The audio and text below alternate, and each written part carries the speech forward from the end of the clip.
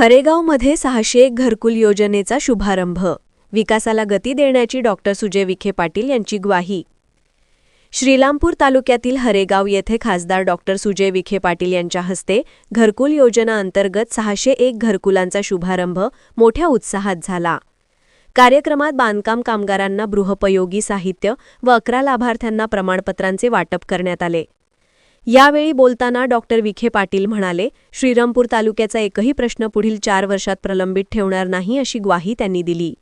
खंडकरी शेतकऱ्यांचा प्रश्न सोडवला असून आता आकारी जमिनीवरील निर्णय लवकरच येईल असे त्यांनी सांगितले. स्थानिक राजकारणावर टीका करत त्यांनी म्हटले, श्रीरामपूरमध्ये राजकारण मोबाईलवर चालते पण विकास सोशल मीडियावरून होत नाही. त्यांनी 6 महिन्यात शिवाजी महाराज पुतळा उभारण्याचे आणि पुढे डॉक्टर बाबासाहेब आंबेडकर स्मारक उभारण्याचे आश्वासन दिले. हरेगाव विकासासाठी 50 लाखांचा निधी जाहीर करत दलित वस्तीसाठी नवीन योजना जाहीर करण्यात आली. टक्केवारीच्या राजकारणावर टीका करत त्यांनी स्पष्ट केले की मी टक्केवारीसाठी नव्हे तर विकासासाठी राजकारण करतो. कार्यक्रमाच्या शेवटी त्यांनी विनोदाने म्हटले, आज पहिल्यांदा श्रीरामपूर तालुक्यात कार्यक्रम 40 मिनिटात संपला. वेळेचं महत्त्व ठेवूया, बोलणं कमी काम जास्त असू द्या.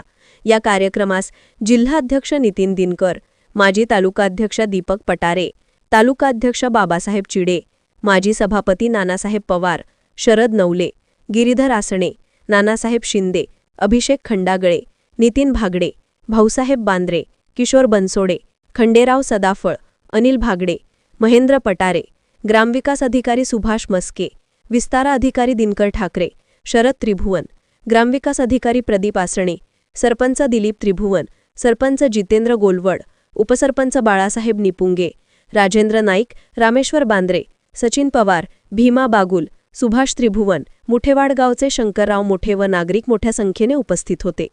संपूर्ण कार्यक्रमात डॉक्टर विखे पाटील यांनी विकासासाठी संघर्ष, सामाजिक समतेचा आदर्श आणि राजकारणापेक्षा कार्य या 3 मुद्द्यांवर ठाम भूमिका मांडली.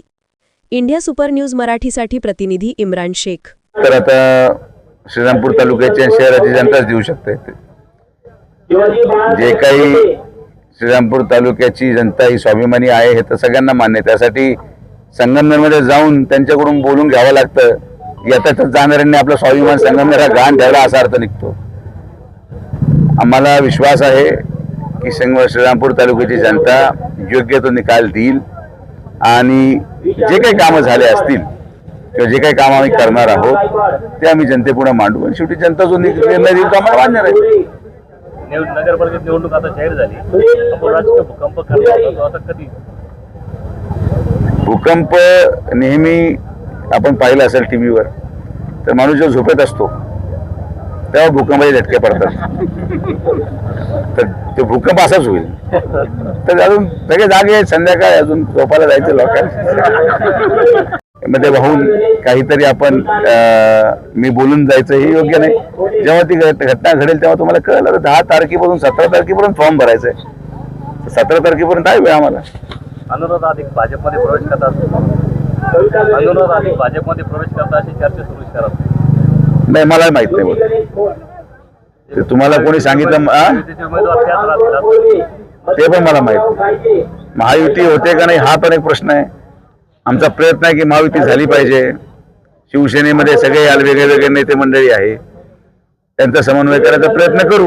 पण हे ज्या बातम्या उठतात, कोण प्रवेश करतंय कोण प्रवेश करत नाही, हे ज्या 2-3 गोष्टी तुम्ही मांडल्या याच्यापैकी एकही भूकंप नाही.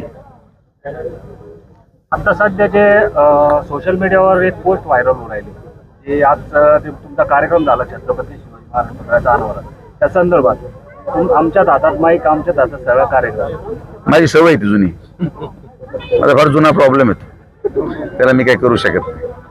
सध्या आता जे निवडणुकीच्या संदर्भामध्ये नगरपालिकेच्या लागलेलं आहे त्या संदर्भामध्ये जे राष्ट्रवादी काँग्रेसचे जे काही शहर अध्यक्ष आहेत ते आता काँग्रेसमध्ये जे असे बरेचसे लोक आहेत जे नगरसेवक परत पुन्हा तुमचे भाजपचं नगरसेवक सुद्धा परत काँग्रेसमध्ये गेले. त्या संदर्भात आपण काय? सर्वात प्रथम तर भाजपचा कोण नगरसेवक गेला मला माहित नाही. भाजपचा नगरसेवक कोणी गेलाय? भाजपचा नाही, काँग्रेसचा. तुम्ही आता काय म्हटले? भाजपचा नाही. तुम्ही आता म्हटले भाजपचा कुठलाही नगरसेवक काँग्रेसमध्ये गेलेला नाही. हा पहिला मुद्दा. ते परत गेले, पण ते जे गेलेत ते सगळीकडे परत इकडे 17 तारखेच्या देऊ शकतं हे पण सांगतो मी तुम्हाला. असं काही नाहीये, ते सगळीकडे जाऊन आलेले आहेत. त्यांचं नाव मी घेऊ इच्छित नाही. ते काय आहेत, कोणाबरोबर होते, अगोदर कोणाबरोबर होते, त्याच्या अगोदर कोणाबरोबर होते, हे काही मी सांगायची गरज नाही. त्यामुळं माझं असं मत आहे की हे फार कोणी जनतेने मनावर घेऊ नये. जे काही संगमनेरला जाऊन प्रवेश झाले नाही, असं वाटलं की काय फार असे बाबा आता काय भूकंप झालाय आणि काय झालाय, तर तो निकाल लागू दे तुम्हाला. प्रेस कॉन्फरन्स झाली, त्यामध्ये त्यांनी असं सांगितलं की या येणाऱ्या निवडणुकीत महायुती होऊ अगर ना होऊ तरी पण उमेदवार हा शिवसेनेचाच राहील. जर महायुतीमधून जर शिवसेनेला जर उमेदवारी नाही दिली तर आम्ही सेपरेट लढाई स्वबळावर लढू. हे मी बऱ्याच वेळेस ऐकलं यार, बऱ्याच वेळेस ऐकले. आमची काही हरकत नाही. त्यांचा निर्णय, स्वतंत्र पक्ष आहे, त्यांना निर्णय घ्यायचा अधिकार त्यांना आहे. स्वबळावरच्या घोषणा मी माझ्या आयुष्याच्या 40 वर्षामध्ये ऐकल्यात. तर माझं काही म्हणणं नाही.